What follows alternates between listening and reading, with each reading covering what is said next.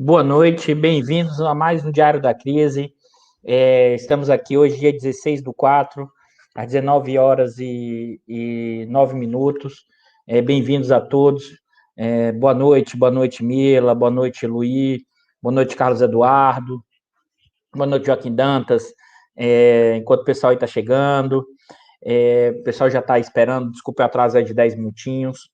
E hoje a gente vai, aquilo que eu prometo, olha que tem muitos eventos essa semana que a gente vai comentar também, mas eu acho importante a gente reforçar aqui, trazer alguns elementos do que a gente está chamando do nosso 18 Brumário, ou seja, do 18 Brumário Tupiniquim, ou da característica da nossa profunda crise econômica. Um grande abraço, Lemar. Lemar, eu quero depois aí em Campina Grande comer aquela carne de sol maravilhosa, hein? Mas vamos lá. Nilson, grande abraço. A ideia, acho que hoje é fundamental, a gente reforçar. Grande Palhano, grande abraço. Boa noite a todos. Então, observe bem. A ideia hoje é a gente trazer elementos do que foi a nossa analogia, né, que a gente está desenvolvendo desde 2015, do 18 Brumário, né, francês. O que aproxima, o que distancia nossas características desse nosso 18 Brumário, e, ao mesmo tempo, trazer as notícias relevantes do que for a semana a partir dessa dimensão. Observe que o programa de hoje, a gente está chegando no nosso programa número 53, tá? Eu vou voltar de novo alguns dados que eu apresentei da última semana. E por que eu vou apresentar de novo os dados? Por incrível que pareça, pessoal, eu analisando novamente aqueles dados, os ganhos para o setor produtivo em 2020 é maior do que eu ainda tinha dito na semana passada. E depois eu vou explicar por quê. Tá? Porque eu fui analisar não só o resultado contábil, mas o fluxo de caixa, ou seja, quanto de grana está entrando nas empresas e quanto entrou em 2020. Vai ser maior, eu vou mostrar para vocês que é maior ainda, né, o resultado positivo, as margens de lucro e as margens operacionais aumentaram de forma expressiva. E isso juntando com o quê? Também com a decisão do STF, que colocou Lula agora como elegível e se tornou um candidato para 2022. Então, assim, mas antes da gente trazer essas dinâmicas da conjuntura, eu acho fundamental a gente compreender que analogia é essa do 18 Brumário. Então, vamos lá. Então, essa primeira parte vai ser um pouco, eu vou tentar uns 30 minutos sintetizar uma aula que normalmente eu dou em 4 horas, 5 horas, quem foi meu aluno sabe. Então, eu vou sintetizar isso aqui para descrever o seguinte. Então, vamos começar. Hoje é meio com cara de aula, mas a gente depois volta no final juntando esses elementos. Ou seja, a ideia aqui é passar para vocês de onde sai a discussão da conjuntura econômica e política, em quais marcos teóricos, né, nós fazemos o debate da conjuntura econômica e política e como isso está conectado com dimensões da estrutura do capitalismo mundial e da estrutura do capitalismo brasileiro. Tá? Mas vamos parar de enrolação, Eduardo, vamos começar logo isso. Né? E vou apresentar para vocês aqui. Deixa eu compartilhar com vocês aqui. Vamos lá. Deixa eu ver se já chegou em tela.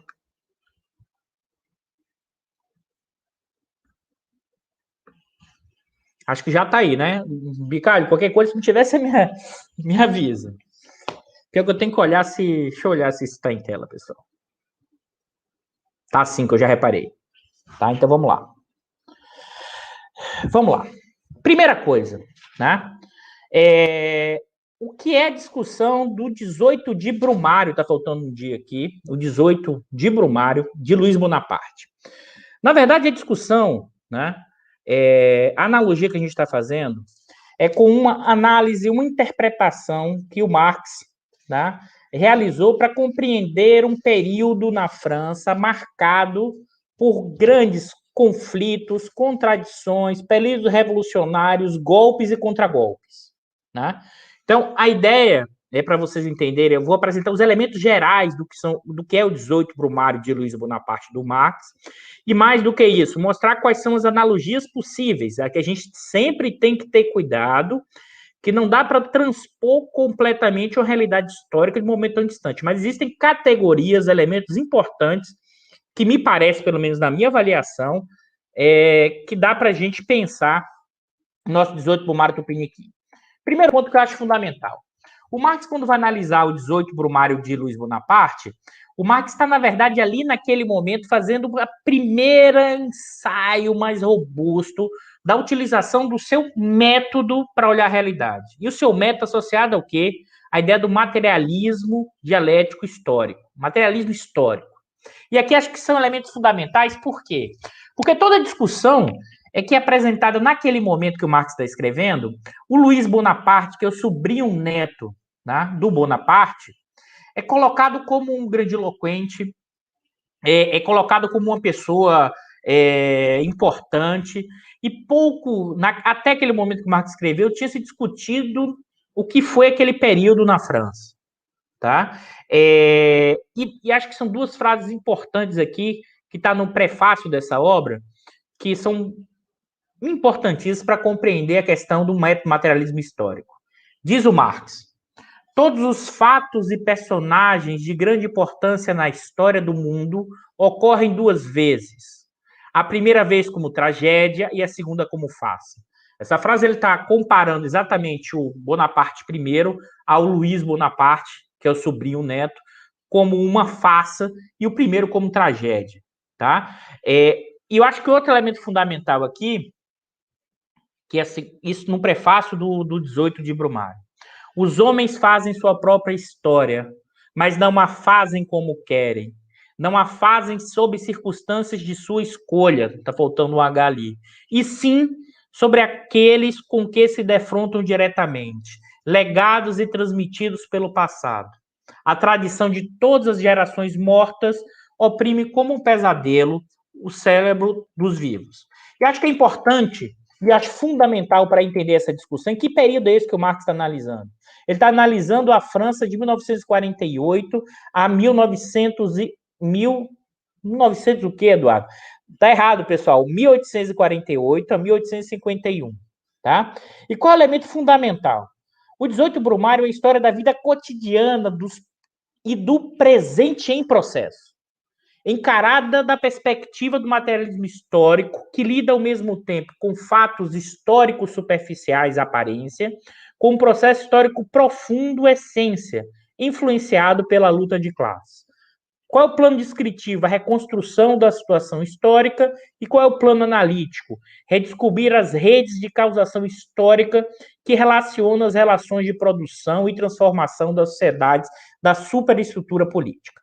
Eu vou parar aqui porque vocês devem estar olhando, pô, Eduardo, por enquanto você falou, eu não entendi nada. Tá? O que é que nessa primeira parte eu acho fundamental para a gente compreender? Primeira coisa, tá? O 18 Brumário de Luiz Bonaparte, né? O que o Marx está mostrando ali daqueles eventos históricos de 1848 a 1851? É reconfigurar e contar a história a partir do quê? Da luta de classes.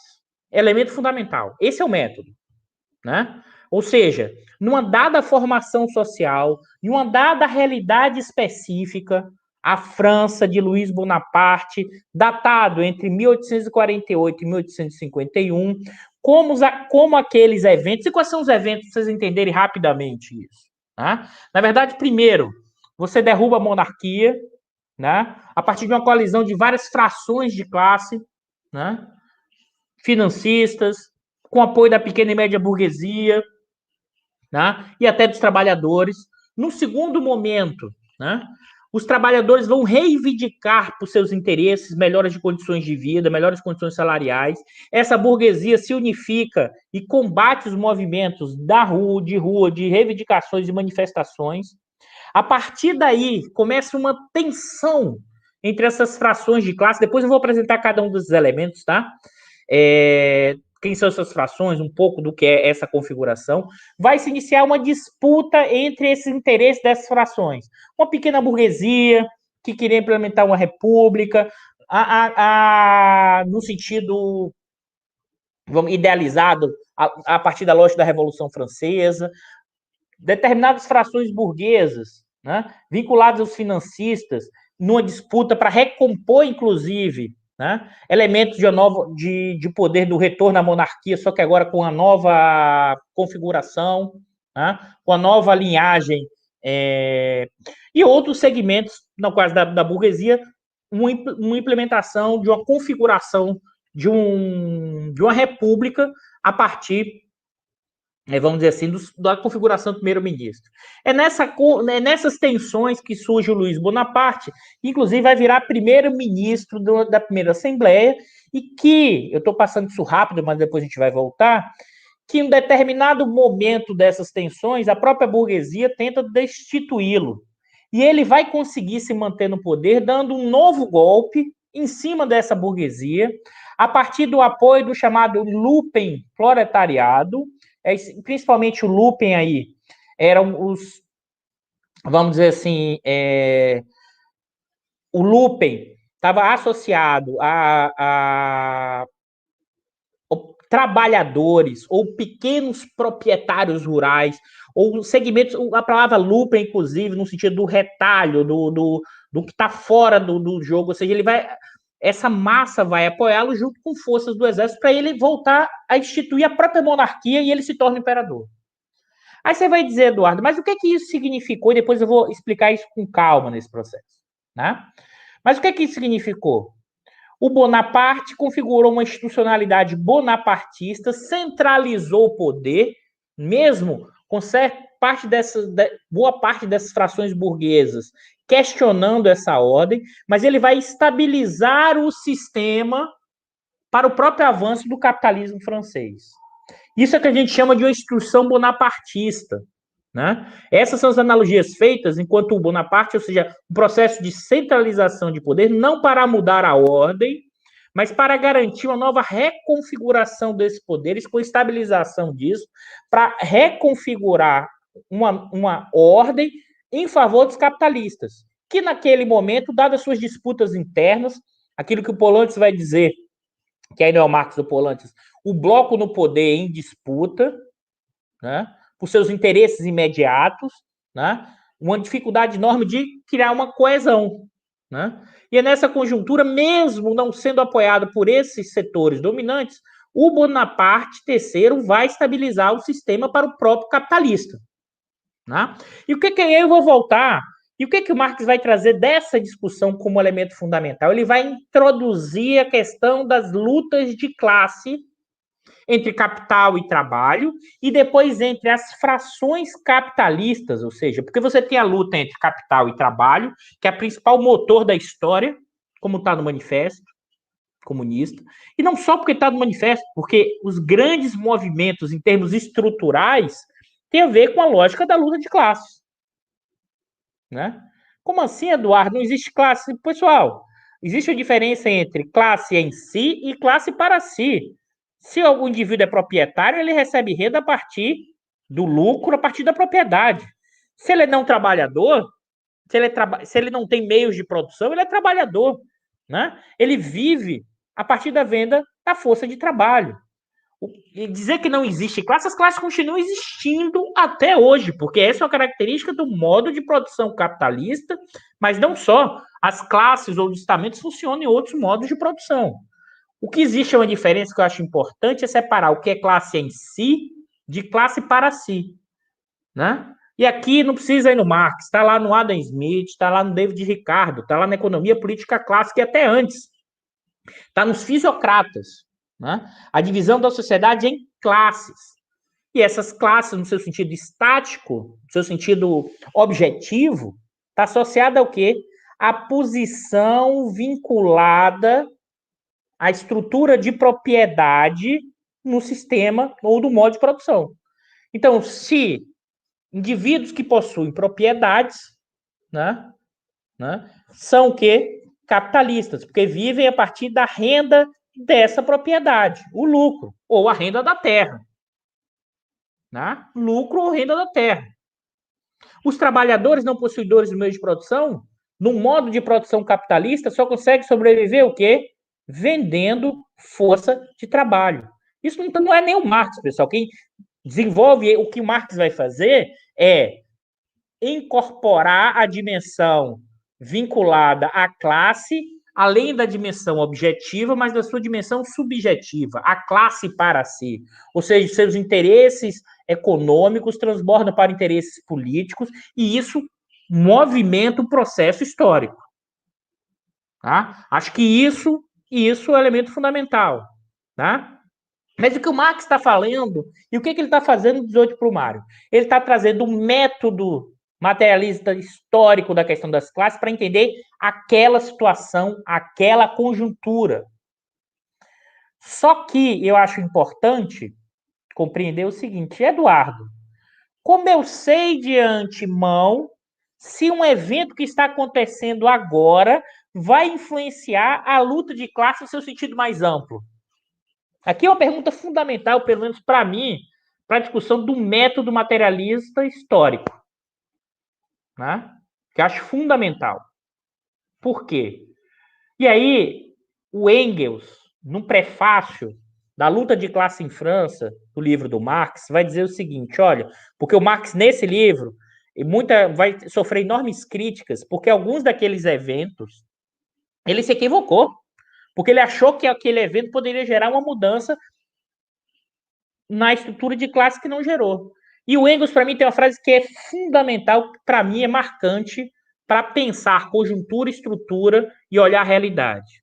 Ele vai dizer o seguinte, olha, a realidade é marcada por uma infinidade de eventos. Né? Aquilo, se você quiser, na linguagem de hoje, é evento jornalístico. Agora, o evento jornalístico, e são milhares de eventos, são milhares de acontecimentos. Né? Algumas desses eventos, dessas configurações, né, vão se refletir numa mudança a partir do processo da luta de classes, das lutas, na conjuntura e, mais ainda, na estrutura. Né? Então, observe que é fundamental, né, olhar. Você não sabe de antemão a trajetória. Por isso que o Engels está dizendo o seguinte, olha, é a capacidade, a partir do instrumental que você tem, de olhar aquele evento, aquele fato, e o quanto daquele fato vai mexer no quê? Na conjuntura, o quanto desse fato vai mexer na estrutura, o quanto esse fato vai movimentar a luta de classes. Né? Observe que isso é um elemento fundamental, isso é materialismo histórico. Eu não sei de antemão que o processo como vai se dar. Ah, Eduardo, mas eu posso dizer assim, eu sei que o capitalista ganha. Eu posso dizer isso o quê? No nível de abstração mais alto, no nível do modo de produção capitalista. Né? Aqui acho que a dificuldade para mim, eu acho que uma boa parte das interpretações da análise do Marx é porque existem vários níveis de abstração. O modo de produção capitalista é uma abstração. Aí você vai dizer, o capitalismo não existe? Não, Eduardo, existe. Mas onde é que eu enxergo ele? Numa formação social. Eu enxergo o capitalismo hoje sob o governo Bolsonaro. Eu enxergo o capitalismo sob o governo de Luiz Bonaparte, da monarquia e seus processos históricos. Ou seja, a formação social tem elementos do que é esse capitalismo e o que é que está associado a essa ideia do capitalismo. Né? Primeiro, a separação, a subsunção do trabalho, que está associado ao quê? Os trabalhadores só conseguem sobreviver vendendo força de trabalho. Né? Você tem um movimento e uma dinâmica marcada do comando desse processo a partir da busca do lucro, da busca da mais-valia. Né? E não é uma questão ética e moral nesse sentido, é o capitalista, para se manter nessa determinada posição hierarquizada, ele precisa buscar acumulação. Né? Ou seja, é mais do que uma discussão individual, é a discussão de como se organiza essa estrutura da sociedade marcada pela desigualdade e que tem especificidades. dada cada formação histórica. E é por isso que o muito cuidado para quando a gente faz analogias, são importantes as analogias, mas cada especificidade histórica. E aí, eu vou voltar de novo no 18 para o Mário, para depois voltar na nossa discussão. E só lembrando, pessoal, o termo o 18 para o Mário, né, é que está associado à mudança do calendário na França, depois do período do Bonaparte, né? E que o brumário está associado a brumas, é o próprio calendário também, o próprio termo brumas, de brumário, e o 18 brumário está associado à ideia de que depois que passa o 18 brumário, você consegue entender além das brumas. E o que é entender além das brumas? Que o Bonaparte, terceiro, né, é muito mais uma farsa nesse processo. Então, vamos voltar aqui, né? Vamos voltar para essa discussão. Opa! Aqui, rapidamente, só para vocês entenderem, o primeiro período, que é 24 de fevereiro, tá? 900, 24 de fevereiro a 4 de maio de 1848, você tem a queda de Luiz Felipe, 4 de maio, instalação da Assembleia Constituinte, o prólogo da Revolução. E aqui o Marx traz a ideia que é o seguinte: a comédia da confraternização geral. A posição dinástica, a burguesia republicana, a pequena burguesia democrática e os trabalhadores social-democratas. Todos eles, né, se unificaram achando que você ia gerar uma república, uma nova configuração. O objetivo inicial desse período, primeiro período, é o quê? Reforma eleitoral que tinha como objetivo alargar o círculo de elementos politicamente privilegiados da própria classe possuidora e derrubar o domínio exclusivo da aristocracia financeira que dava sustentáculo a Luiz Felipe, ao monarca. Tá? Aqui é importante, pessoal, depois, se vocês quiserem, vocês vão lá dar uma olhada no livro, mas é mais um guia para vocês entenderem esse processo. Qual o segundo período? 4 de maio de 1848 até fins de maio de 49, que é a Constituição da República e da Assembleia Nacional Constituinte. Então, isso é uma luta de todos contra o proletário. Né? Ou seja, os trabalhadores aqui, com as suas jornadas, nas ruas, nas manifestações, essa burguesia vai se unificar, né, para derrotar os trabalhadores. Jornadas de junho, né? De 25 de junho a 10 de dezembro. É implementada uma ditadura dos republicanos burgueses puros, a elaboração do projeto constituinte, a proclamação do estado de sítio em Paris e a ditadura da burguesia é posta à marcha a partir de 10 de dezembro com a eleição do Bonaparte para presidente. Novamente, deixa eu voltar, porque senão fica muito chato só passando slide, passando slide. O que é que eu acho importante aqui? Novamente, pessoal, tudo que vocês estão vendo lá é 1848, tá? Tá errado ali no slide. Não é 1900, não. É 1848 até 1851. Mas vamos lá. Primeira fase. Qual é a primeira fase? Aquilo que o Marx vai falar de forma irônica, dizendo que é um converscote de todos se unificaram, inclusive os trabalhadores sociais-democratas, né? Vamos dizer assim, o que ele, não nos termos sociais, mas o que os trabalhadores ou vinculados à chamada pequena burguesia, todos vão se unir para derrubar Luiz Felipe e com qual objetivo? Reduzir o poder da aristocracia financeira que apoiava o regime. Na segunda parte, no segundo momento, observe as tensões, né? E isso, inclusive, como já alguém alertou muito bem, esse período que o Hobsbawm vai chamar da Era das Revoluções, é um período na Europa turbulento. Turbulento por muitas questões, por muitas tensões e por muitas reivindicações do movimento operário e trabalhador. Né? O que, é que vai acontecer nessa configuração? Segundo momento, os trabalhadores passam a reivindicar, se unifica novamente toda essa burguesia para derrotar esses trabalhadores. E aí, quem é que você... o sonho republicano vai para o espaço. E aí você adota uma ditadura da burguesia. Uma ditadura que está associada ao quê? Ao controle sobre os votos e a ideia do voto associada a quem tem propriedades. E quem vai assumir isso como primeiro-ministro? O Bonaparte III, como um representante desses interesses. Só que o Bonaparte III vai dar uma rasteira no pessoal da burguesia. E eu vou mostrar aqui o que é que isso vai significar nesse terceiro período. Tá? Vamos lá. Isso mesmo, alguém falou ali a fase contra-revolucionária. É exatamente isso, mas vamos lá. Né? Terceiro período, que é a República Constitucional e da Assembleia Legislativa. Então, de 24 de maio, ou seja, a luta da pequena burguesia contra a burguesia e contra o Bonaparte, a derrota da democracia pequena burguesa, né? E de 13 de junho de 48 a 31 de maio de 50, a ditadura parlamentar do Partido da Ordem e o domínio do Partido da Ordem com a abolição do sufrágio universal. Né? Mas o Partido da Ordem perde o poder parlamentar. E o quarto. Opa, vamos lá. O que.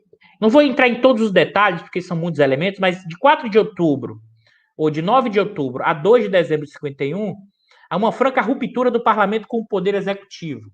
Né? Então, o parlamento consuma seu derradeiro ato e sucumbe, porque aqui o parlamento estava querendo fazer. Por quê? Porque o parlamento, a representação era da grande burguesia. Né? E o parlamento vai tensionar com o executivo, que nesse momento o executivo é Bonaparte III. E o parlamento vai sucumbir a derradeiro ato, abandonando sua própria classe pelo exército e por todas as demais classes. É o fim do regime parlamentar. E aqui, o Bonaparte vai conseguir se apoiar em quê? Ele vai se apoiar no lumpen proletariado e em parte das forças do exército.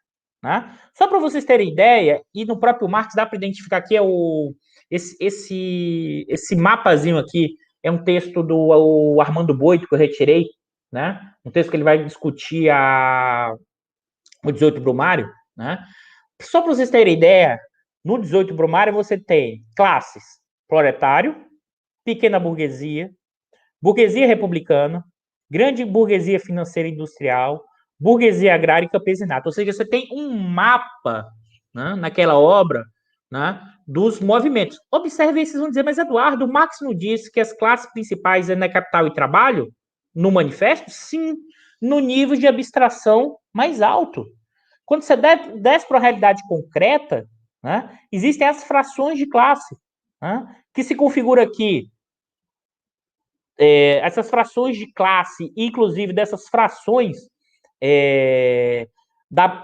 do capital, né? Pequena burguesia, burguesia republicana, grande burguesia financeira, burguesia agrária e o chamado campesinato conservador, lumpen e exército. Né? O que acho fundamental, e aqui eu não vou entrar no detalhe, mas assim, o quanto cada partido representava cada classe, e qual era o grupo parlamentar e qual era a plataforma. E qual relação entre partido e classe. Tá? Observe que aqui é um momento histórico, é importante ressaltar isso. É um momento histórico em que existia uma ligação muito mais direta entre partidos e classes. Né? Isso vai ganhar uma dimensão ainda maior com o avanço do sufrágio universal, porque no primeiro momento os capitalistas, com medo de perder o poder, vão se lançar enquanto partidos diretamente. Né? É que depois o Polanyi vai dizer, eles depois percebem que eles não precisam ter o partido direto.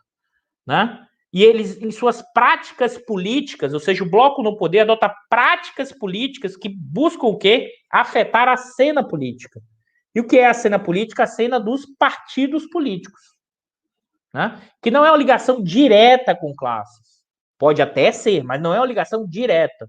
E, por outro lado, as práticas políticas, marcada por quê? Por essa burguesia, por esse bloco no poder, ou seja, aqui, o bloco no poder, que configura esse processo. Aí, vocês vão me perguntar assim, Eduardo, claro que aqui a gente está dando uma linha muito mais geral do que esse 18 Brumário, e alguém poderia estar perguntando, mas Eduardo, o que isso tem a ver com o nosso 18 Brumário? O que isso tem a ver com o Brasil? Por que você fez essa analogia? Porque mais do que entrar nos detalhes, pessoal, porque nos detalhes não é exatamente igual, mas para mim tem um elemento fundamental para pensar o que é o 18 Brumário de Luiz Bonaparte. Primeiro ponto, que eu acho fundamental, isso está no debate da ciência política na discussão do Marx, que é Naquela conjuntura histórica, o Luiz Bonaparte chegou ao poder dando um golpe contra o bloco no poder, contra a burguesia agrária, contra a burguesia comercial, contra a burguesia financeira. Ou seja, o poder de Estado, numa determinada conjuntura histórica, pode estar separado do poder de classe. Vocês estão dizendo, Eduardo, você está dizendo de um quê? Que você está questionando o Marx, porque o Marx disse no manifesto: o Estado é o comitê da burguesia. E eu vou dizer, aquela obra, mesmo que seja o manifesto, o Marx está falando no nível de abstração geral. Tanto é que ele volta lá atrás, nos gregos, para fazer uma discussão das classes. No nível de abstração mais alto, é capital e trabalho. O Estado é o comitê da burguesia. Mas no nível de abstração menor, existe o Estado, é o locus, é o local das disputas. Em alguns momentos, o poder de Estado pode sim estar separado do poder de classe. Isso é o 18 Brumário. Observe bem. Tanto é que o Marx vai dizer como classe o campesinato conservador, o Lupen. Mas observe mais que aqui é importante. O conceito de classe econômica, que está lá no Capital, tem a dimensão econômica também, não se adequaria à ideia do Lupen.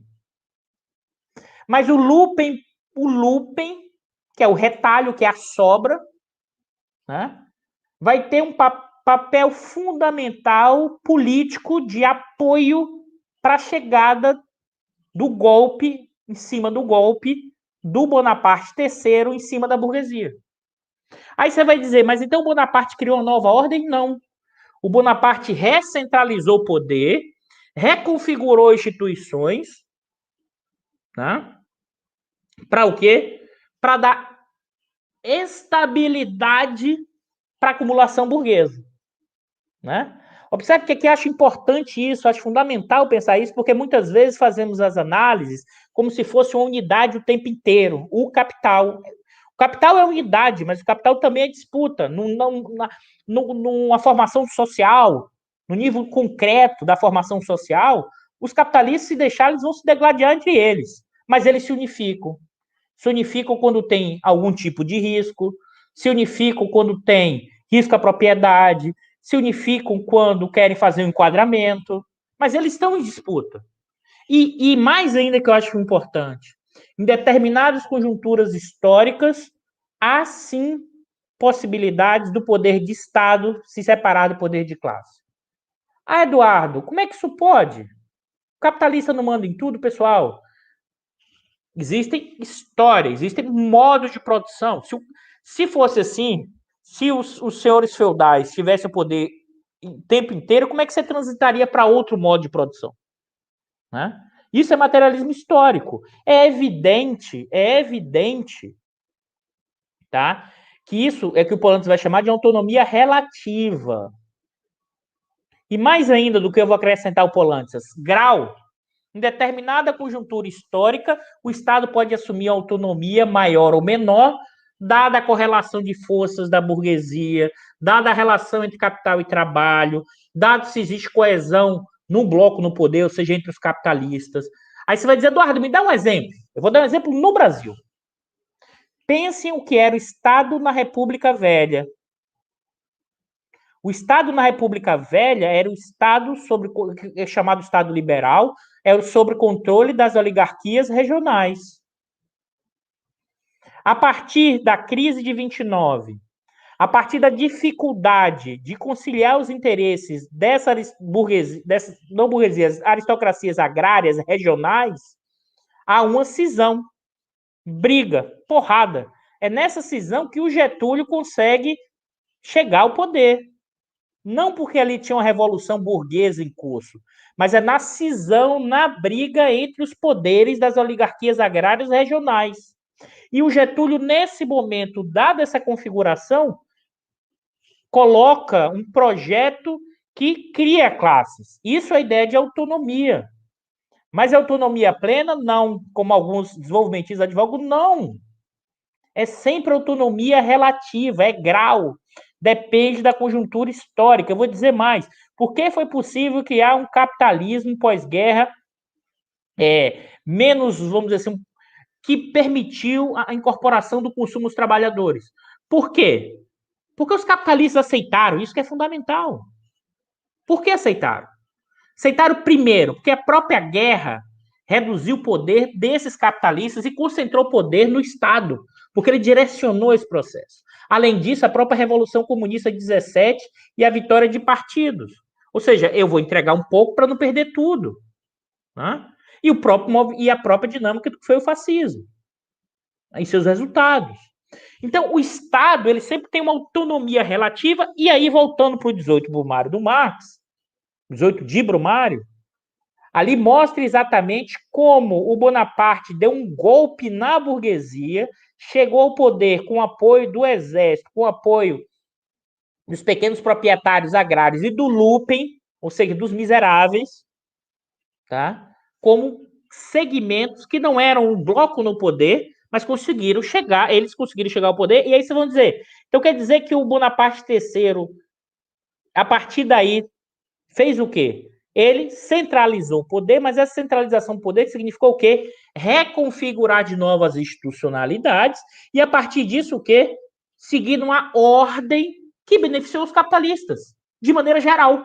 A despeito de, individualmente, os capitalistas terem o quê? Não concordarem com esse processo. E aí vou fazer analogia com o Brasil. Né?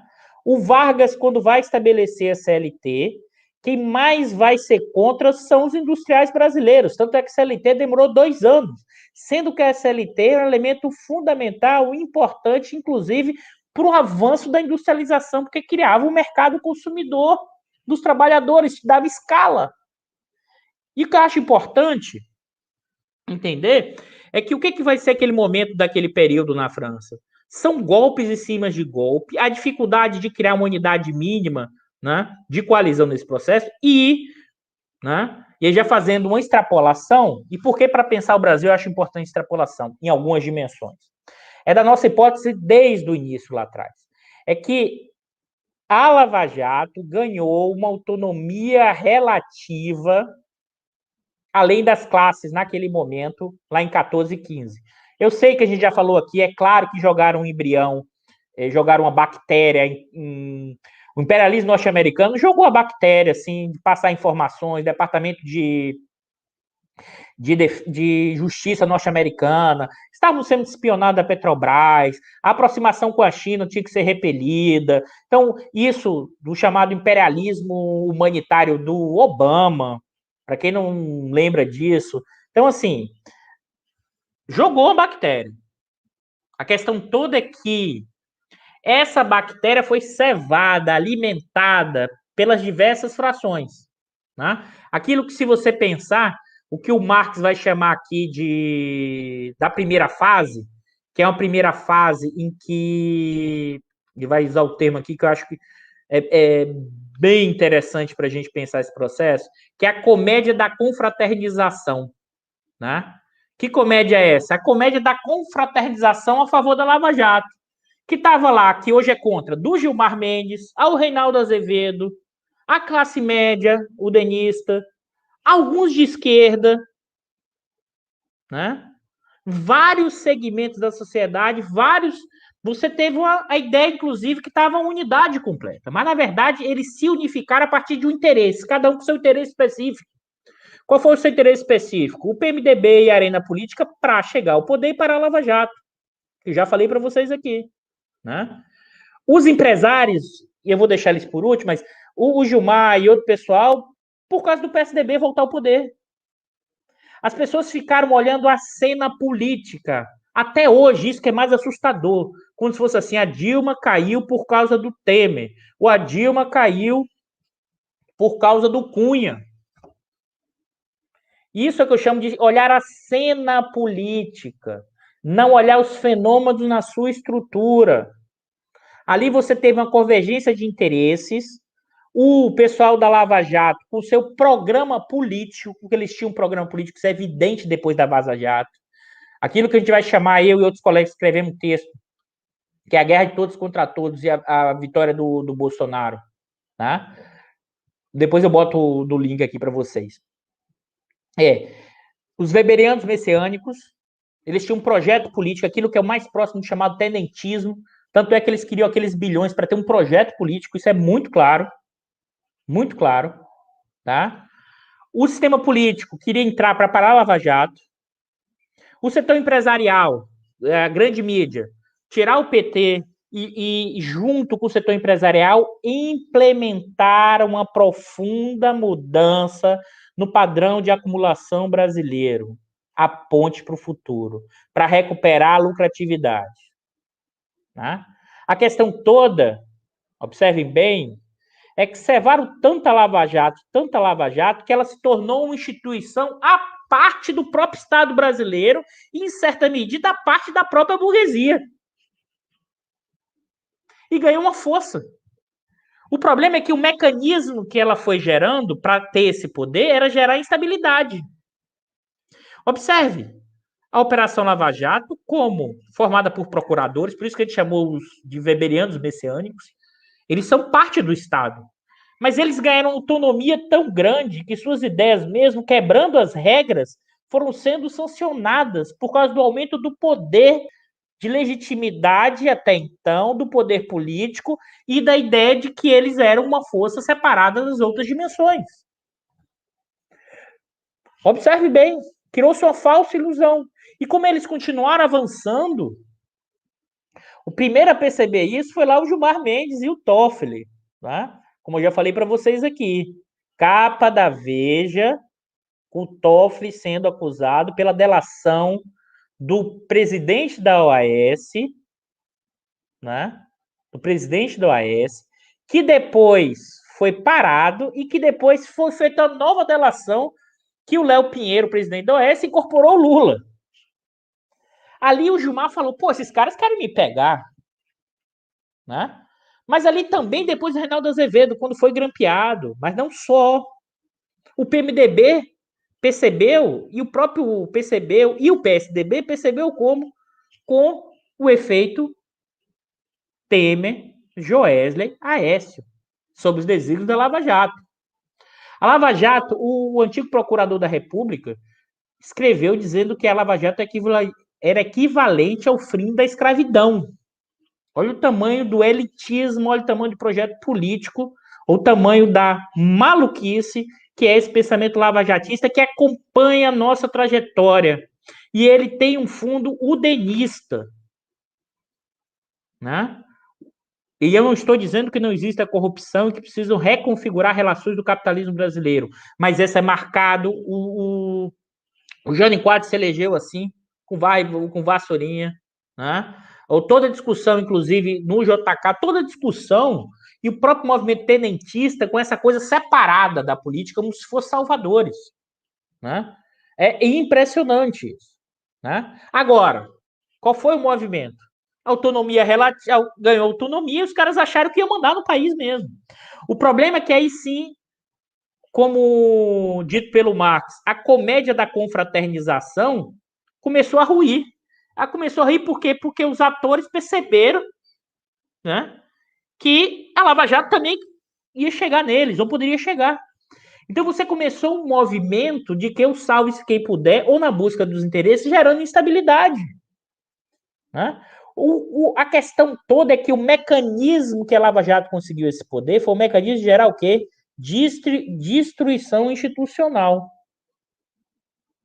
Porque ela precisava o quê? Balançar o barco. Ela precisou, para ter essa força e balançar o barco, porque ela saiu quebrando as regras. Hoje está mais do que claro. Antes eu falava que era uma linha cinzenta, aquela flexibilização. Não. Eles quebraram as regras, as leis. As conversas da Vaza Jato explicitam isso de uma forma impressionante. Aqui a Milene está falando, o TR4 afirmou que a Lava Jato não se subordinava às leis, sim, nos primeiros processos julgados. Diz que era um juiz de exceção, que era uma coisa fora do normal. E observe que esse mecanismo, né, de gerar instabilidade começou a ser apropriado por outros atores. Né? Por outros atores. O que o Joesley fez? né? Esse mesmo que fez todo esse movimento, que até ficou um giro na cadeia, mas é que esse, inclusive, que teve lucros bilionários nesse momento, o que ele fez? Ele balançou o barco. Né? E todo mundo começou a balançar o barco. Os militares, para entrarem no jogo também, porque queriam voltar a ter o status social e ter benesses, também balançaram as armas com Twitter. E balançaram as armas com Twitter. E olha que o Mourão, que esse agora é visto, isso a gente não pode esquecer, em novembro de 17, estava pregando intervenção militar para resolver problemas políticos. Né? E o Vilas Boas depois fez o quê? Com o Twitter recolocou. A questão toda, e acho que é importante entender isso, que eu, inclusive, eu e Bicalho e outros, a gente ficou pensando sobre será? Isso antes de eu começar a estudar os militares, tá, pessoal? Os militares entraram no minha campo de estudo porque eles entraram no jogo, né, da economia política. Eles entraram no jogo da discussão do poder no meio dessa crise. E antes eu até pensava assim, Bicalho, será que esses caras vão ser a instituição bonapartista? Porque quer gostemos ou não, mais os militares entre 67 e final dos anos 70, tá, funcionaram como instituição bonapartista, centralizaram o poder, geraram dinâmica de crescimento, que piorou a distribuição de renda, mas aumentou o número de empregos, crescimento econômico, teve um certo grau de incorporação à lógica do trabalho, que isso serviu como elemento de avanço do próprio capitalismo. Né? Ou seja, você centralizou o poder, você institucionalizou, e muitos outros desse debate vão argumentar que funcionou como uma instituição bonapartista. Eu até imaginei que os militares poderiam ser o Bolsonaro nunca. Mas, estudando, fui percebendo que os militares Bolsonaro são reflexo, né, da mesma face, com algumas configurações diferentes, mas reflexo da mesma pegada. Ou seja, passava longe essa lógica bonapartista, tanto de centralização, de entender quais eram os problemas maiores do capitalismo brasileiro. Eles acreditavam que o problema era resolver a corrupção e eles eram bons gerentes. No fundo, impregnado de um lavajatismo impressionante. É nisso que se encontra o bolsonarismo, o lavajatismo. E é nisso que se encontra um tenentismo piorado. Porque nem projeto de país tem. Porque a ideia é pró-mercado. Tá? Então, observe essas nuances. É por isso que a analogia do QS18 para o Mário Tupiniquim. E o QS18 para o Mário Tupiniquim acho que é um elemento fundamental. Nenhum sinal de indivíduo ou de institucionalidades bonapartistas para estabilizar o sistema. Nós continuamos com a profunda crise institucional. Alguém vai dizer assim, mas Eduardo, o STF agora não está recompondo o processo? Está recompondo parcialmente, pessoal. O que o STF está fazendo é recompondo os poderes hierárquicos naquela área específica do judiciário. Mas a destruição institucional são nos vários campos, nos vários setores, não está só no judiciário. Está no setor econômico, está na relação entre público e privado.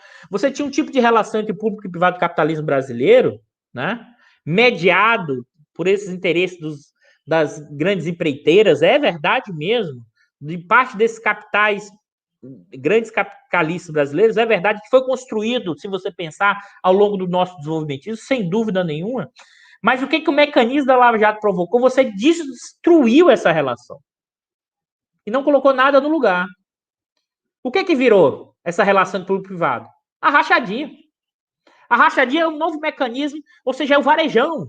São as carteiras compradas do Banco do Brasil a preço de banana. É a privatização da RLAN por 1,6 bi, sendo que todas as estimativas, num cenário mais pessimista, do BTG, da XP e do INEP, de qual eu faço parte, o preço mais barato, por estimativas pessimistas, estava em torno de 3 bilhões. Né? Ou seja, as pessoas não estão entendendo, a gente está numa fase do nosso 18 do Mário Tupiniquim de... E aí você vai dizer, Eduardo, mas espera aí. Mas tá bom, mas os capitalistas estão conseguindo o que querem, pessoal? Eles até estão porque eles são os mais fortes. Mas eles também estão disputando esse butim, né? Aquilo que o Gilberto Bercovitch fez analogia é interessantíssima. Não é uma companhia holandesa organizando a colônia, né, brasileira naquele período para extrair a riqueza e levar para a Holanda. São piratas que aportaram e estão saqueando. Isso está destruindo a nossa institucionalidade e o Estado com a baixíssima capacidade de coordenar, porque você precisa reconfigurar esse processo. O Estado de Direito, mais ainda, o regramento, a relação público-privado implodiu. Isso que a gente está chamando da crise institucional brasileira. Crise institucional brasileira. É tão interessante que o próprio Supremo agora tem que desfazer tudo que fez, né? Dando uma pedaladinha, assim, fazendo um movimento que é meio assim, os caras ficam até constrangidos, mas fizeram tanta besteira e depois você tem que refazer.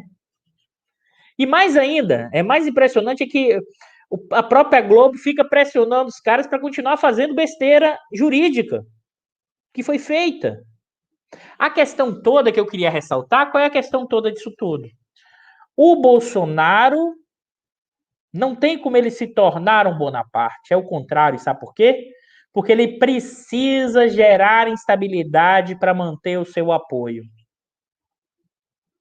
Ele precisa ficar balançando o barco para ter apoio nos segmentos que o apoiam. A permanência dele, ele precisa exatamente gerar esse efeito de instabilidade. A questão toda, que observe bem, esses capitalistas que colocaram o Bolsonaro lá, né, e que ganharam muito dinheiro em 2020, e eu vou mostrar os dados para vocês de novo, tá, pessoal? De novo, deixa eu mostrar esses dados de novo para vocês aqui. Deixa eu continuar, para dar uma pausa aqui para a gente continuar na questão dos dados. Eu vou mostrar de novo, acrescentando outros elementos, que é o seguinte. Vocês vão dizer assim, Eduardo, você já mostrou esses dados, vou mostrar acrescentando outros elementos que são importantes. Deixa eu mostrar aqui para vocês, que é isso aqui. Taxa de lucro. Esse dado aqui eu acho fundamental, que eu não tinha mostrado da outra vez. Né? E o que é isso? Isso é chamado EBITDA. Para quem não olhou um balanço ou quem não conhece isso, o que é que significa isso aqui? Né? O EBITDA é a geração de caixa operacional do negócio. Então, por exemplo, a Vale. A Vale vai produzir minério de ferro. Tá? Então, o que tem de vendas de minério de ferro, menos as despesas diretas, né? E o que é EBITDA? É os ganhos operacionais antes de pagar juros à empresa, antes de pagar impostos, e isso, o EBITDA é crescido do que? Da depreciação, porque é uma questão contábil. Então, o que é o EBITDA? É a capacidade de geração de caixa da empresa. Quando eu li esse dado, que eu não tinha ainda esmiuçado da última apresentação, eu fiquei abismado. Por que abismado? Deixa eu mostrar para vocês, pessoal.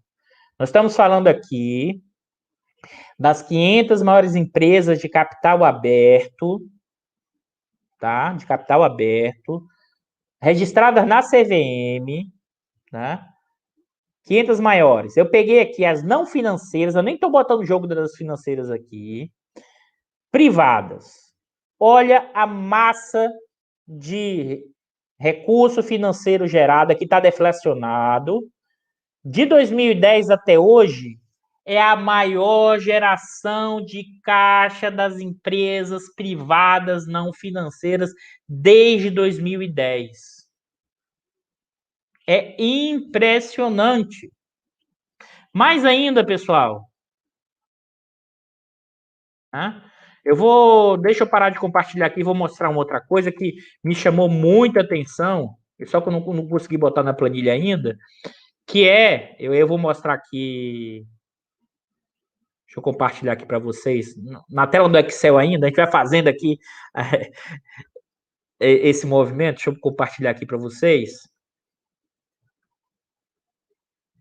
O que é isso aqui, Eduardo? Isso é chamada... Talvez esteja pequeno. Deixa eu tentar aumentar um pouquinho mais aqui, porque eu sei que na tela vai ficar muito pequeno.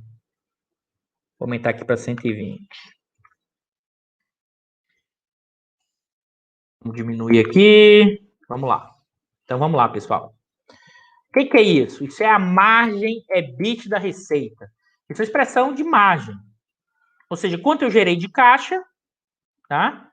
E qual foi a receita de vendas. Olha a margem, 13,8, 13, cai em 12, vai caindo aqui, sobe um pouco em 13, em 15 é o baque maior, 8, e olha como a partir de 16 vai subindo, 19, e olha em 20, 12,6. No meio da pandemia, com queda do PIB de 4,1%. E isso aqui, pessoal, aí vocês vão dizer, mas aí vocês vão dizer isso, deixa eu congelar para mostrar para vocês. Deixa eu olhar se eu estou aqui aparecendo, porque vai que eu tinha caído e estava aqui falando à toa. Não, vocês estão aqui que deu para ver aqui no... Opa, vamos voltar. Tá? O que é que a gente tem aqui, ó? Tá?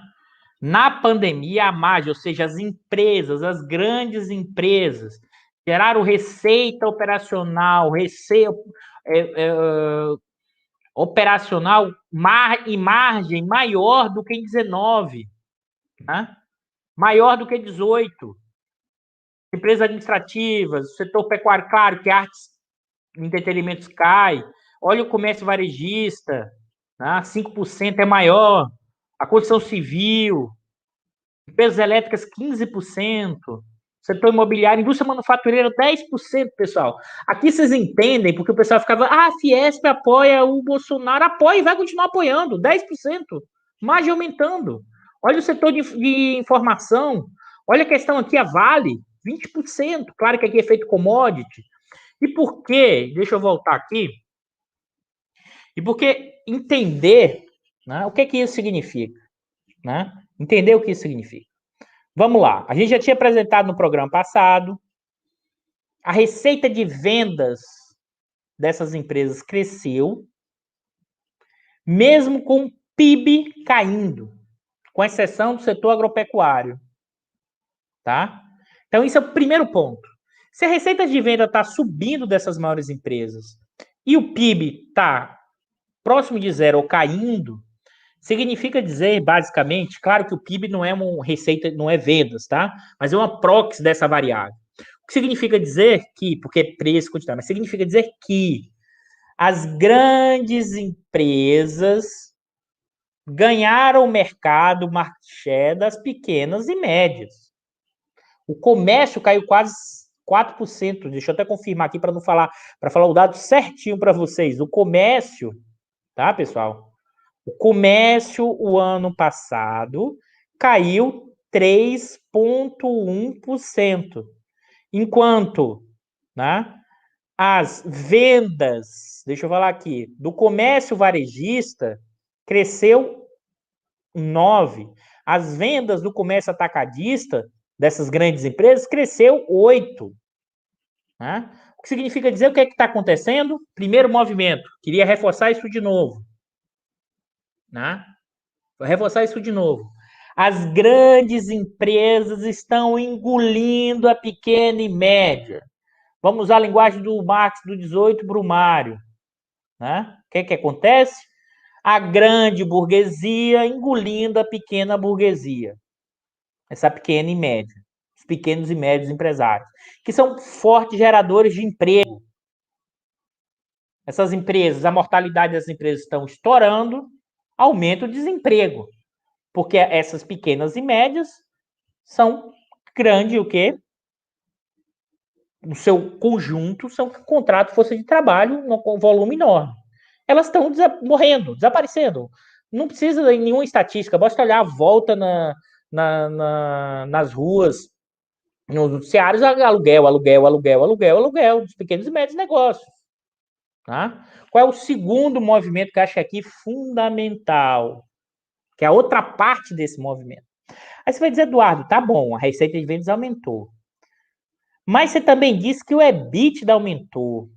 Onde é que principalmente foi esse efeito? Né? O efeito é que é interessantíssimo, eu vou ressaltar isso aqui, que é o lucro bruto. Deixa eu até compartilhar de novo aqui. Eu não ia compartilhar, mas deixa eu botar aqui de novo na planilha do Excel. Qualquer coisa a gente coloca de novo. Mas vamos lá.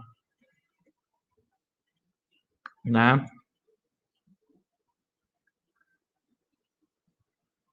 Deixa eu colocar aqui.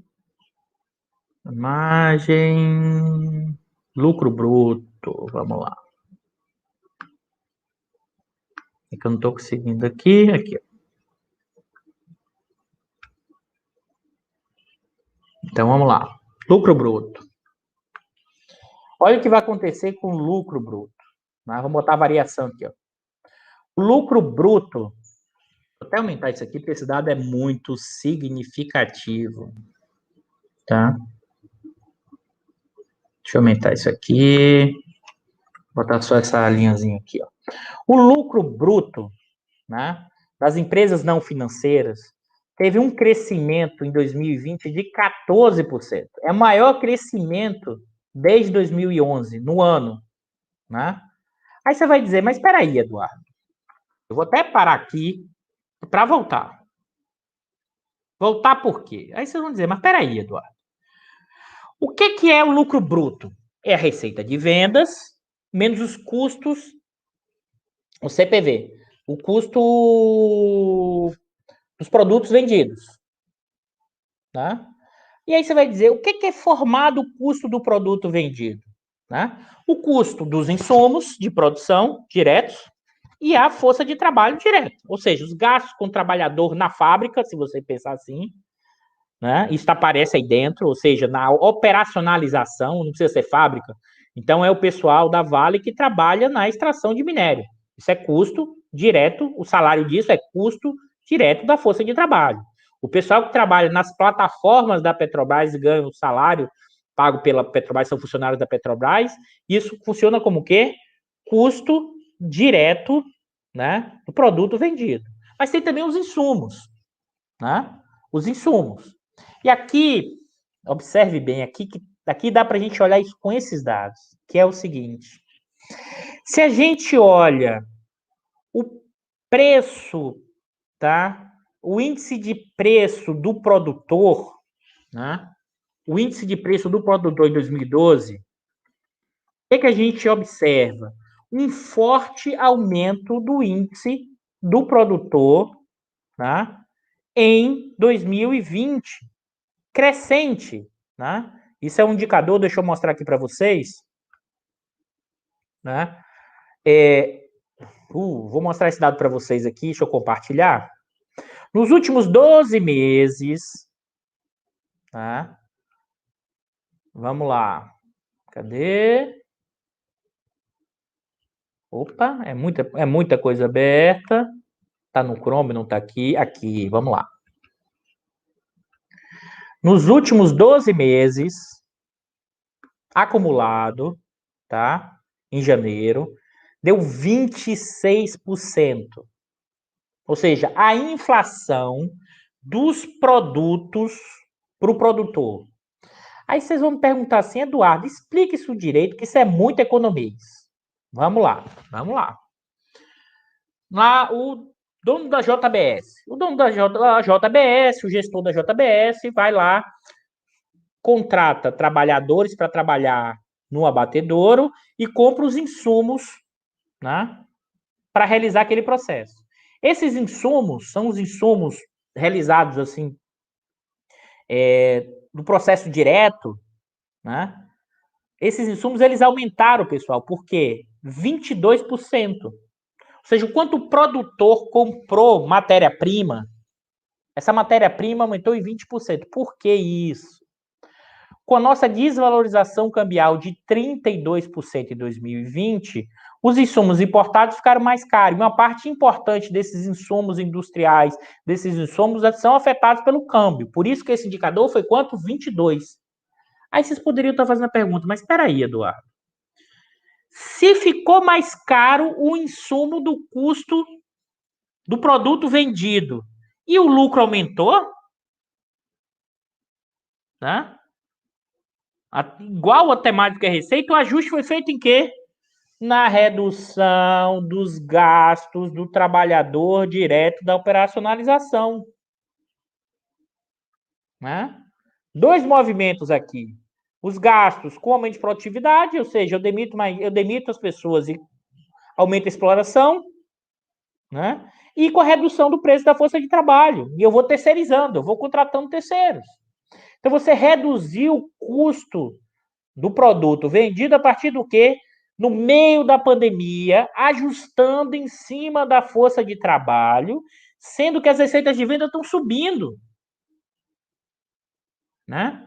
Ou seja, uma economia caindo 4%, desemprego, as ocupações caindo mais de 7 milhões de postos de trabalho, a miséria aumentando, a pobreza e a fome, e os capitalistas brasileiros, o bloco do poder do capitalismo brasileiro, aumentando não só o lucro, mas a geração de caixa em cima da pequena e média empresa, da pequena burguesia, e em cima dos trabalhadores. E aí aparecem as grandes empresas agora, como a professora Virginia Fontes tem estudado, com todo um discurso de legitimidade de aparelhos ideológicos, fazendo doações. Fazendo doação em cima da exploração capitalista brasileira, desse bloco no poder, né? Que com a economia despencando, ampliou a sua exploração. Aquilo que a gente viu na revista Forbes, aumentou a riqueza desse pessoal. Por que, pessoal? Esse dado que eu estou mostrando da empresa aqui, quem são essas empresas? Quem são os proprietários? São aqueles que estão aparecendo lá na revista Forbes. Os bilionários brasileiros que agora viraram bilionários mundiais. A conexão eu estou mostrando a empresa e você olha do outro lado que é o dono dessa empresa. E aqui eu queria reforçar um elemento fundamental, exato, Milena, é pura hipocrisia. Ou seja, aqui eu vou voltar à frase que eu tenho utilizado constantemente. Eu não estou preocupado como esse pessoal gasta o seu dinheiro, mas como eles ganham. E eles ganharam como na pandemia? Aumentando a exploração, engolindo a pequena e média empresa. E eles não estão preocupados com isso. E eles querem continuar o quê? No butim. Eles querem o quê? Continuar a privatização, ganhar novos espaços de acumulação. Isso é o jeitão da burguesia brasileira, como dito pelo o Chico de Oliveira.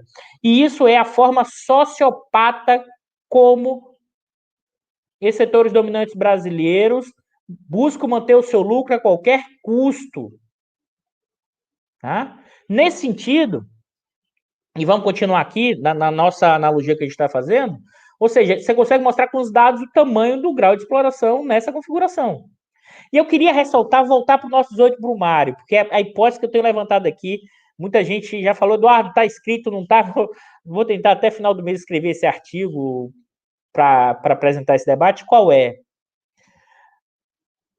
E aí me fez refletir muito sobre isso, né? Uma parte do que era o lupen da burguesia, o retalho dessa burguesia, ou seja, um capital comercial, né? Ou seja, o varejo, né? Os proprietários do varejo. Na verdade, com uma dinâmica, né? A partir dos anos 2010, e com a própria crise, e com a hecatombe da indústria e seus efeitos acelerados com a Lava Jato, que destruiu o que ainda tinha da conexão com o setor, a conexão com construção civil, proprietário da construção civil e projetos industriais, petroquímica mesmo vai para o espaço, que era a Braskem, que é a empresa da Odebrecht. A principal fonte de receita do grupo Odebrecht era a Braskem. Né? Então você destrói, a Lava Jato destruiu esse segmento e essa fração do bloco no poder perde força política. Por quê? Força política, pessoal, claro que os cientistas políticos vão querer me matar aqui, mas eu vou deixar muito claro, a riqueza, o estoque de riqueza é uma proxy de poder. Essa proxy de poder, esse indivíduo que possui esse estoque de riqueza, projeta o seu poder na concorrência, no mercado, mas projeta o seu poder, busca projetar dentro do Estado. Ou seja, são as práticas políticas. Dentro do Estado, que seja no Executivo, nasce na política, no sistema eleitoral, no Congresso, e é nessas tensões é que vão se formando as políticas públicas.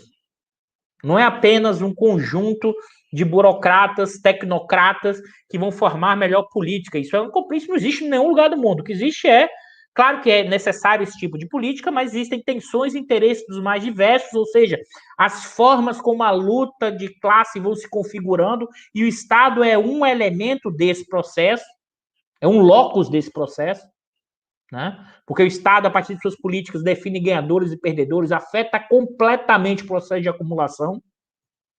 Tá? E nesse sentido, né, o que a gente viu nesse momento recente? Essa reconfiguração do capitalismo em que vamos dizer assim, esse looping da burguesia vai chegar ao poder, inclusive apoiando o Bolsonaro. E esse capital, o Alexandre está comentando aqui, o Renato Jaime chamou os empresários que apoiam o genocida de looping empresariado. Agora, e aí o Renato Jaime trouxe esse ponto do looping, só que aqui tem que ter o cuidado, que é o seguinte, eles eram o looping, porque eles passaram a ter um estoque de riqueza muito grande, dado o brutal processo de concentralização e centralização, principalmente do varejo em curso. É evidente que o Bolsonaro chegou com apoio dessa parte desse looping, mas esse looping ele passou a configurar nos últimos anos um segmento forte do bloco no poder do capitalismo brasileiro, substituindo parte da construção civil e substituindo parte da indústria. Ou seja, temos uma configuração de um capitalismo que é um capitalismo financeiro, né, em que o poder continua dos grandes bancos, a hegemonia do financeiro ainda permanece, agora com a redução do poder relativo da indústria, com a redução do poder relativo dos proprietários da construção civil, e assume, né, de um lado, esse sempre se manteve da burguesia agrária, sempre teve forte, nunca perdeu espaço, só que a diferença é que a burguesia agrária você não enxerga no indivíduo ou outro, você enxerga na força que eles têm no Congresso, porque não são mega empresários. Você não consegue enxergar, o mega são a indústria intensiva e commodities, Joesley e outros do gênero. Né? Mas, de um lado, essa burguesia agrária com essa indústria, entre aspas, intensiva e commodity, e do outro lado, né, que ascendeu nesse bloco no poder do capitalismo brasileiro, que deixou de ser looping. Né? Eu acho que isso que é importante entender, e aí os formuladores e os que vão propor transformações têm que entender que eles deixaram de ser looping e eles têm um poder efetivo e vão lutar por esse poder efetivo, que significa manter as reformas pró-capitalista e contra o trabalho, né? Eles assumiram e hoje exercem um poder expressivo nesse bloco do poder do capitalismo brasileiro. Né? Ou seja, por incrível que pareça, nós voltamos no tempo da ideia de que o Brasil sendo estruturado a partir do capital comercial, da burguesia agrária e da hegemonia das finanças. Tá? Esse é o contexto dessa mudança e o que, observe bem, que o mecanismo em curso da crise em 15 e 16 acelerou esse processo e reconfigurou esse capitalismo, e que eles continuam tentando reconfigurar, e não só reconfiguram ainda mais, porque você tem, nesse momento, ainda permanece a dificuldade das instituições coordenarem esse processo. Tá? Coordenarem esse processo. Porque, na verdade, é pirata, é Putin. É quem chegar primeiro. É quem conseguir pegar, por exemplo, a Eletrobras, se for privatizada, e jogar o custo disso para todos os outros e ter uma renda de monopólio. Né? Essa é a característica. É o pessoal que vai comprar a refinaria e vai virar monopólio privado regional. Né? É esse o momento que observe. Só que o problema disso tudo, se você pensar isso no tempo, isso vai desestruturando. Porque aí, imagina, não precisa nem voltar no Marx, pessoal, pode voltar no velho Keynes. O Keynes foi acusado de comunista. Por quê? Né? Porque o Keynes estava pregando intervenção. E o Keynes dizia: eu vou salvar o capitalismo dos próprios capitalistas. Essa frase é emblemática para pensar o seguinte: é a institucionalidade, a forma de regulação, a própria atuação do Estado, né, é que cria, e é a Lapolantes, é que cria essa organicidade, cria essa possibilidade de organização, inclusive, né, para o próprio capitalismo. Mas é evidente que esses capitalistas brasileiros não vão pensar nessa totalidade, porque eles estão. Aí a especificidade, nossa, são marcados por um DNA da Casa Grande. Eles acham que eles podem controlar tudo ao mesmo tempo a qualquer momento. Né? Então, acho que isso é fundamental para entender o nosso 18 brumário. Aí você vai dizer, mas então, Eduardo, o que é que isso tem a ver com as nossas conjunturas? Dá para dizer, por exemplo, essa saída do Lula, o Lula vai tentar se configurar como um Bonaparte? Acho que não. Tá? O Lula, acho que ainda vai tentar algumas formas de conciliação, porque essa é do DNA do Lula. Eu acho que uma conciliação diferente do que foi em 2002. Tá? Acho que o resultado mostrou o seguinte: o Lula é candidato, e mesmo que a suspeição do Moro não seja aprovada, o Lula será candidato. E porque eu estou afirmando isso muito peremptoriamente, mesmo 2022 sendo muito longe, posso estar errado, mas a minha hipótese é que não existe condições políticas nesse momento para que o retorno desse processo acelere o processo e torne o Lula inelegível. As condições de 2018 aconteceram porque tinha uma convergência, né? E essa convergência, aquilo que, novamente, como Marx dizia, que é um... Eu tenho esqueci de novo, que é a comédia da confraternização geral. Era setor empresarial, era militar, era Globo, era Record, né? Era Forças Armadas. Num quê? Numa comédia da confraternização que empurrou que o Supremo tomasse aquela decisão do HC do Lula. E que hoje, ontem, é o contrário. Se você olhar, apareceu comédia aqui. Eles quiseram o tempo inteiro dizer, ai, imagine, um ministro do Supremo que gosta de ficar horas e horas falando do voto dele, ele falou, não, eu voto contra, eu voto contra, eu voto contra, eu voto contra. Tá? Por quê? Porque queria tirar essa carga desse processo e dizer assim, tá aí, resolveu, acabou. Né? Observe que o grau de instabilidade é tão grande que isso não foi coordenado, pessoal, pelo amor de Deus. O Fachin, quando tentou fazer aquela jogadinha, ele tentou se livrar, não é livrar o Moro. Ele é o relator do processo. Né? Ele queria se livrar do que estava por vir ali, do efeito da votação depois da suspeição. Ali está todo mundo tentando se livrar individualmente, então você perde a capacidade de coordenar. É por isso que a crise permanece, porque você não tem instituições para minimamente reduzir os riscos do devir, ou dar uma sinalização do devir. Né? Agora, trazendo para os elementos já dessa discussão da semana, eu acho que é importante ter claro, tá? Ter claro que é evidente que essa liberação do Lula torna o Lula o candidato, vamos dizer assim, que vai disputar com o Bolsonaro. Acho que é um exagero ainda achar que o Lula vai ganhar no primeiro turno, ou terá força. O Bolsonaro ainda irá se movimentar, tá? É evidente que vai se movimentar. A possibilidade, talvez, de aumentar o auxílio no futuro, de trocar o Guedes. E observe, trocar o Guedes não significa fazer política desenvolvimentista. Trocar o Guedes é adotar políticas pensando num resultado eleitoral. Ele tem na memória o que foi o auxílio do ano passado, pessoal. A própria entrada dos militares no setor de Minas e Energia, como está se configurando a Petrobras, vamos dizer, durante um período, relaxar a política de preço e reduzir o preço do gás de cozinha, que afeta fortemente metade da população brasileira na renda, na veia. Então, acho que eles estão preparando algum tipo de jogadinha desse tipo, pensando eleitoralmente. Aí fica um jogo mais duro. As pessoas acham, aí realmente eu posso estar errado, sim, até espero que esteja, mas acho que o bolsonarismo contra esse fenômeno político, em termos de 30%, não cairá facilmente. Observe, ele está no pior momento. Ele tem 30%, ele está empatado no primeiro turno, na última pesquisa Poder 360, o Lula tem 34%, ele tem 31%. Tá? Então, observe que é mais complexo esse negócio.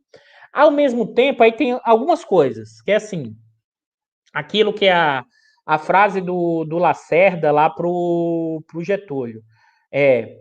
Não deixe que seja candidato. Tá? Se for candidato, não deixe que assuma. E se assumir, não deixe que governe. Tá? Isso era o Getúlio na campanha eleitoral lá nos anos 50, para chegar ao poder em 50. Em 18 foi com Lula. Não deixe que seja candidato. E acho que é impossível hoje dizer que ele não seja candidato e que não assuma. Por outro lado, se o PT, caso ganhe, caso Lula, se acha que dá para voltar o que foi 2002, é uma completa ilusão. Uma completa ilusão. A correlação de forças, o bloco no poder do capitalismo brasileiro mudou. E esse pessoal, para manter essa lucratividade nesse patamar, né, tá querendo o quê?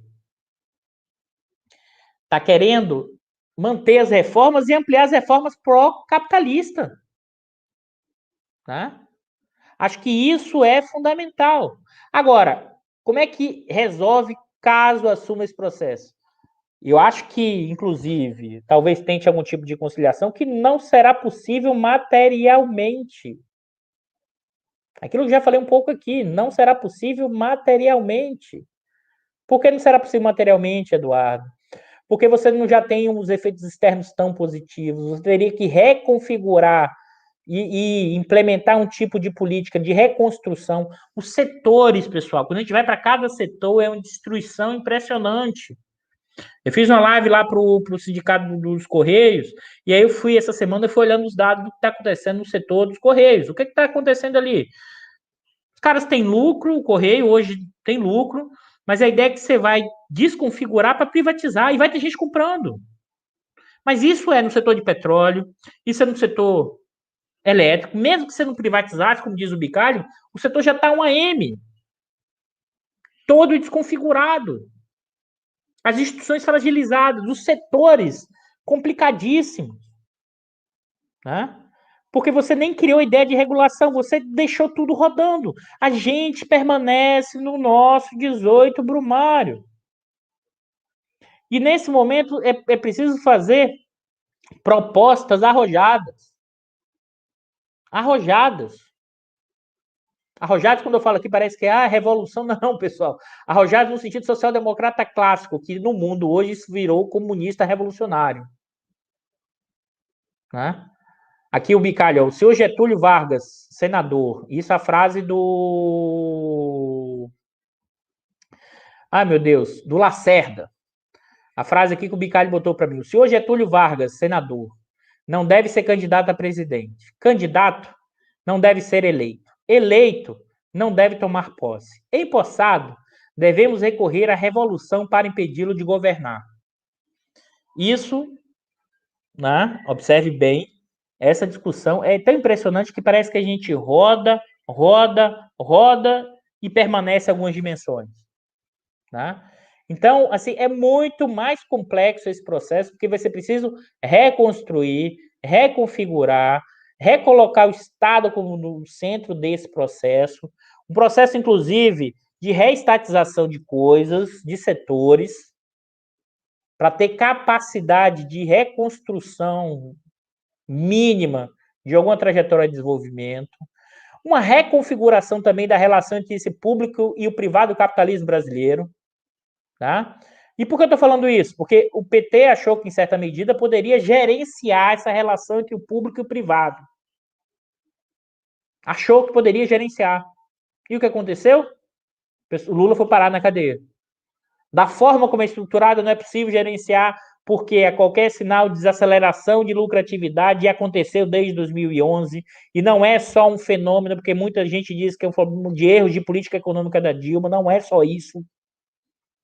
Você não consegue, você tem fenômenos cíclicos, em determinados momentos você tem que colocar o ônus em cima do capital. O desenvolvimentismo clássico que aconteceu, que seja no pós-guerra, ou que seja em outros momentos históricos das chamadas revoluções burguesas clássicas, você colocou o ônus em determinada fração da burguesia, ou das oligarquias agrárias. Claro que também não trabalham, boa parte deles, em outros menos.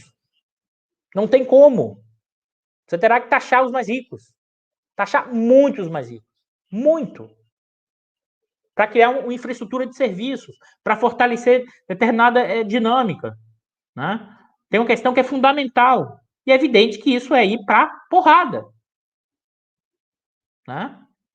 Eu acho que tem essas dimensões que eu acho fundamental entender, que acho que mesmo que se proponha algum tipo de conciliação, não existem condições mais materiais para isso. E eu costumo evocar 2014 e 2015, né? 2015, governo Levi, Dilma Levi, um erro enorme. As condições materiais mudaram significativamente do capitalismo brasileiro. E não é apenas essa discussão tacanha. A polarização, vamos acabar com isso. É muito mais complexo do que isso. O fenômeno é estrutural, tem uma mudança no bloco no poder. Esse bloco no poder tem interesses econômicos que estão associados a essas reformas. Eles vão tentar manter isso a qualquer custo. Ao mesmo tempo, o Bolsonaro hoje, para esse pessoal, para alguns já ligam um alerta, pode se tornar disfuncional, porque o Bolsonaro balança tanto, que alguns ganham desses mega, mas outros podem perder ou podem ficar mais preocupados. Mas não vão tirar o Bolsonaro nesse momento, porque ainda tentam passar boiada. É passar boiada, não é só o Salles lá, não, que tenta deixar os madeireiros, mas é passar a reforma da Eletrobras, da privatização, é passar a privatização, continuar da discussão da Petrobras, é passar uma quantidade de reforma administrativa, né? Nesse sentido, eu acho fundamental, eu vou abrir para a gente fazer as perguntas, nesse sentido eu volto de novo na discussão, o nosso 18 por Mário permanece, os donos da grana, né, ganharam dinheiro como nunca, no meio da pandemia, em cima das pequenas e médias, em cima dos trabalhadores, tá? E que nessa configuração, tá? O que temos nessa história permanece o estado de crise institucional, nós não temos uma democracia plena, as instituições balançando para tudo que é lado, o saque, o botim em curso. Eu acho que a novidade é que a entrada do Lula como candidato é um candidato que eleitoralmente é viável para derrotar o Bolsonaro, o que implica é que necessariamente terá o que isso significa em termos de gestão de governo é muito mais complexo, que não acho que será possível, mesmo que acho que talvez o Lula ache, fazer uma conciliação com esse setor dominante brasileiro, porque esse setor dominante não quer conciliação. E sabe por que não quer? Ah, Eduardo, ganhou muito dinheiro com o Lula, mas eles ganharam muito dinheiro desde 2016 até 2021. Os mega ganharam muito dinheiro, ainda enquadraram o trabalhador e ainda reduzir a força de trabalho, ou seja, a forma como a luta de classe se expressou no Brasil nesse momento, com forte poder do capital, do grande capital, e mesmo que para isso ele fez como? Destruindo as instituições que são importantes para ele para ter lucro no futuro, né?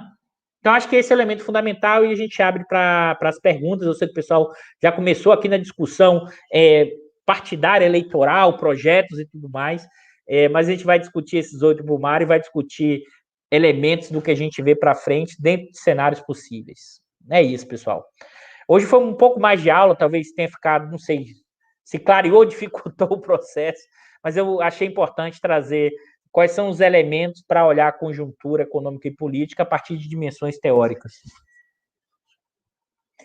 Vamos lá, seu Bicalho, coloca as perguntas aí que o pessoal tá... O Bicalho já botou a provocação total do Thiago aqui. Qual é o projeto do PT?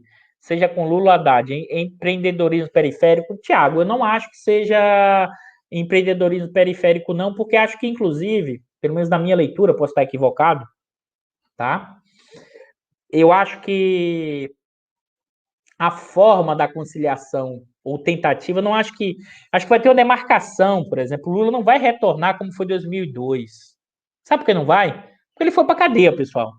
Ele percebeu que não é uma simples gestão, tá, do capitalismo brasileiro e que basta, em determinado momento, melhorar as condições dos capitalistas, como eles ganharam muito, e isso é fácil de fazer gestão. Eu realmente acho e aí tem uma dificuldade, eu já falei isso aqui sobre a questão do PT, é minha interpretação, eles não entenderam e não conseguiram, tá, entender o efeito do sucesso que eles tiveram e das reações. Porque tiveram sucesso no cenário externo, quer seja na questão do pré-sal e que seja na inserção externa. E não perceberam que isso geraria fortes reações, inclusive dos Estados Unidos, do imperialismo monetário, do Obama, para reduzir a relação do Brasil com a China e para se apropriar da riqueza do petróleo. E esse é o mecanismo da guerra híbrida que se iniciou. Né? E o PT também não percebeu o efeito que seria incorporar um contingente enorme de uma população que estará fora do consumo capitalista. Em toda essa discussão, inseriu apenas pelo consumo. Eu vou te falar um negócio, pessoal. Dizer que inseriu apenas pelo consumo, normalmente eu costumo dizer que esse é o tipo de argumento da classe média, mesmo sendo de esquerda, de uma classe média que não tem a mínima noção do que é o Brasil. Porque quando a pessoa é incorporada pelo consumo, ela minimamente ela está sendo inserida, mesmo seja dentro de uma ordem capitalista, ao consumo básico, mínimo, sem dúvida nenhuma. Mas ele também passa a ter algum tipo de direito. Aquilo que eu já falei para várias vezes aqui. A população brasileira sempre teve numa situação de extrema condições mínimas. Quando você tem um mínimo de consumo, você passa a desejar mais. Você acha que no horizonte a gente consegue chegar na universidade pública. Ou seja, isso gera, como eu falei para vocês, uma mudança de placa tectônica. E essa mudança de placa tectônica teve a reação da chamada classe média e também teve a reação dos capitalistas, porque quando você gera crescimento, aí você quiser lá, velho Kaleck, sentidos econômicos do pleno emprego, mas também no velho Marx, né, que o Kaleck certamente tem alguns desses elementos, mas não todos, tem todo o debate que eu não vou entrar aqui sobre isso, que é o seguinte, economia crescendo, desemprego caindo, aumenta o poder dos trabalhadores. O salário aumenta, pessoal, e isso aconteceu até 14. E as taxas de lucro caíram. Isso tensionou a luta de classe no Brasil. E observe que isso não é só no governo do Lula, não. Mesmo da Dilma, que continuou o aumento salarial. O Getúlio caiu depois do aumento salarial. Né? O suicídio depois. O Jango depois de aumento salarial. Toda vez que você tem a forma como a luta de classe no Brasil, dada a nossa profunda desigualdade, dada a massa enorme de pessoas fora da lógica do capitalismo estrito senso, aquilo que o Florestan falava, quem está dentro e quem está fora, não é nem o exército industrial de reserva no sentido do Marx, é o contingente que fica fora o tempo inteiro. Né? Nesse sentido, né, esses movimentos que reforçam a posição do trabalho são marcados depois por tragédias, que é a carta testamento do Getúlio, que mostra o elemento que retardou o golpe por quase 10 anos, né? Que já foi tentado lá no Jango. Né?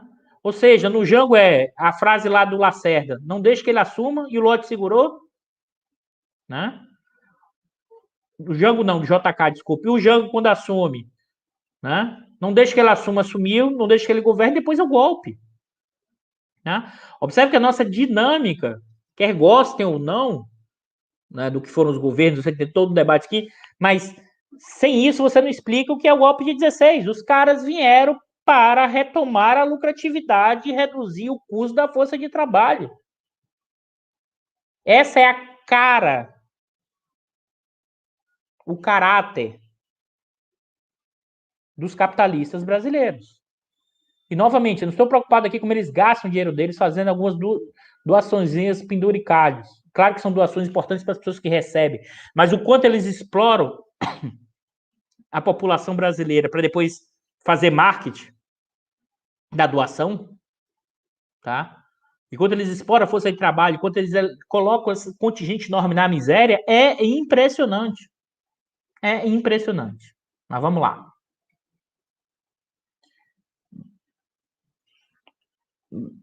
Bicalho, acho que isso não é pergunta, não. A juristocracia é força dominante dentro do Estado. Está acima dos generais. Tiago, assim, novamente, eu não.